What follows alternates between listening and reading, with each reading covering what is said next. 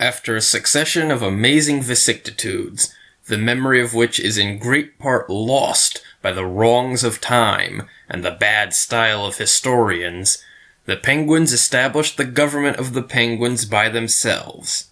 They elected a diet or assembly, and invested it with the privilege of naming the head of the state. The latter, chosen from among the simple penguins, wore no formidable monster's crest upon his head, and exercised no absolute authority over the people.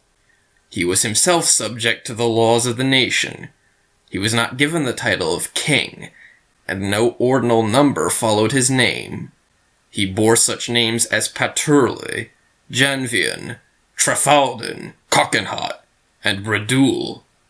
These magistrates did not make war. They were not suited for that. The new state received the name of Public Thing, or Republic.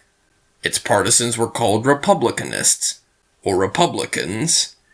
They were also named Thingmongers, and sometimes Scamps, but this latter name was taken in ill part. The Penguin democracy did not itself govern. It obeyed a financial oligarchy which formed opinion by means of the newspapers, and held in its hands the representatives, the ministers, and the president. It controlled the finances of the republic, and directed the foreign affairs of the country as if it were possessed of sovereign power. Empires and kingdoms in those days kept up enormous fleets. Penguinia, compelled to do as they did, sank under the pressure of her armaments. Everybody deplored, or pretended to deplore, so grievous a necessity.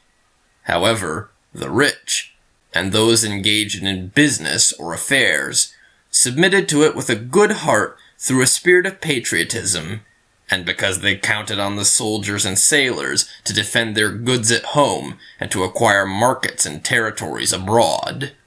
The great manufacturers encouraged the making of cannons and ships through a zeal for the national defense and in order to obtain orders. Among the citizens of middle rank and of the liberal professions, some resigned themselves to this state of affairs without complaining, believing that it would last forever. Others waited impatiently for its end, and thought they might be able to lead the powers to a simultaneous disarmament.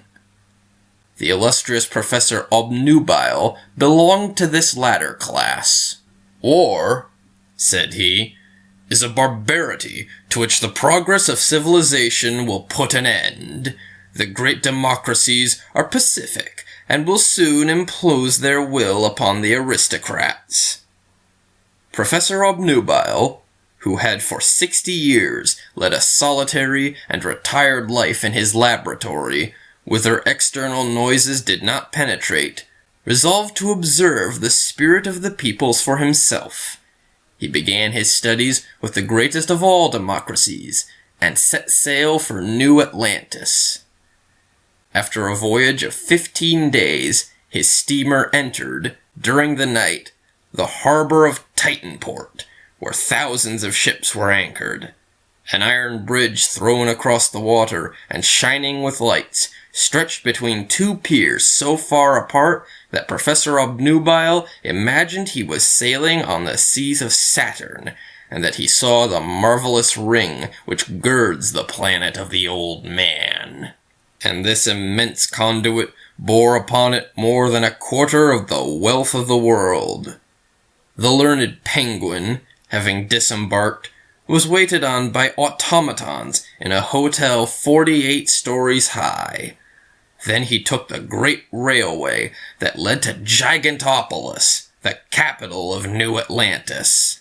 In the train, there were restaurants, gaming rooms, athletic arenas, telegraphic, commercial, and financial offices, a Protestant church, and the printing office of a great newspaper, which latter the doctor was unable to read, as he did not know the language of the New Atlantans.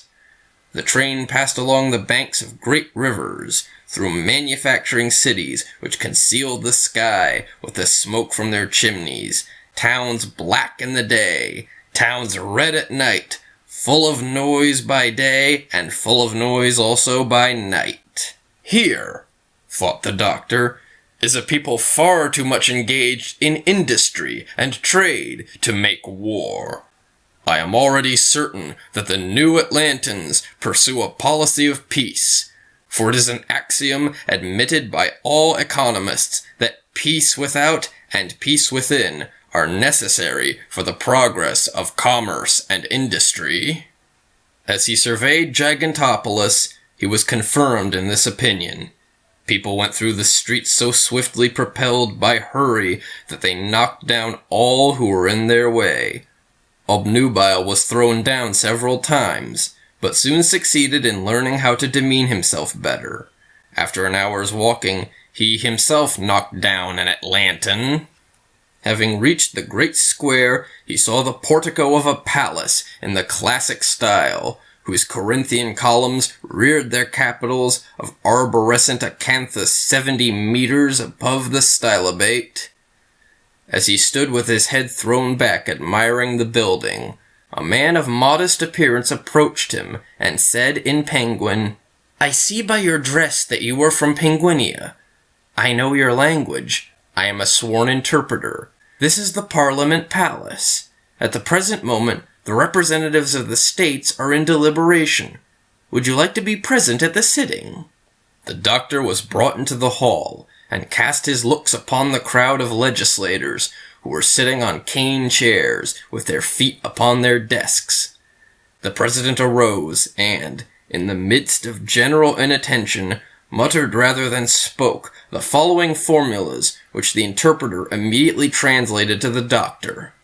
"The war for the opening of the Mongol markets being ended to the satisfaction of the states, I propose that the accounts be laid before the Finance Committee. Is there any opposition? The proposal is carried. The war for the opening of the markets of Third Zealand being ended to the satisfaction of the states, I propose that the accounts be laid before the Finance Committee. Is there any opposition? The proposal is carried." "Have I heard aright?" asked Professor Obnubile. "What? You, an industrial people, and engaged in all these wars?" "Certainly," answered the interpreter. "These are industrial wars. People who have neither commerce nor industry are not obliged to make war, but a business people is forced to adopt a policy of conquest. The number of wars necessarily increases with our productive activity. As soon as one of our industries fails to find a market for its products, a war is necessary to open new outlets. It is in this way we have had a coal war, a copper war, and a cotton war. In Third Zealand, we have killed 2/3 of the inhabitants in order to compel the remainder to buy our umbrellas and braces." At that moment, a fat man, who was sitting in the middle of the assembly, ascended the tribune.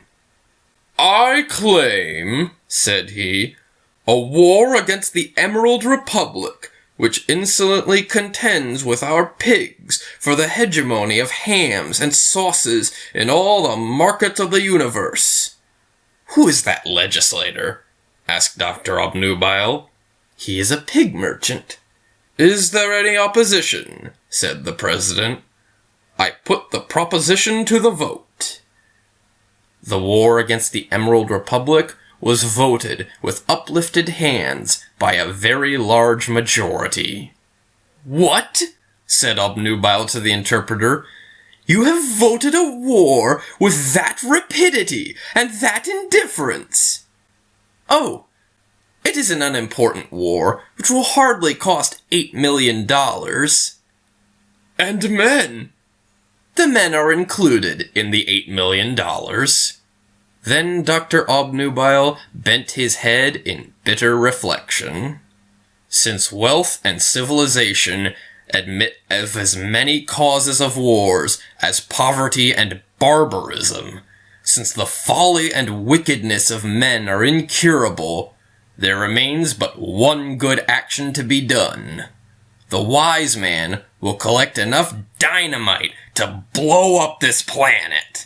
when its fragments fly through space, an imperceptible amelioration will be accomplished in the universe, and a satisfaction will be given to the universal conscience. Moreover, this universal conscience does not exist.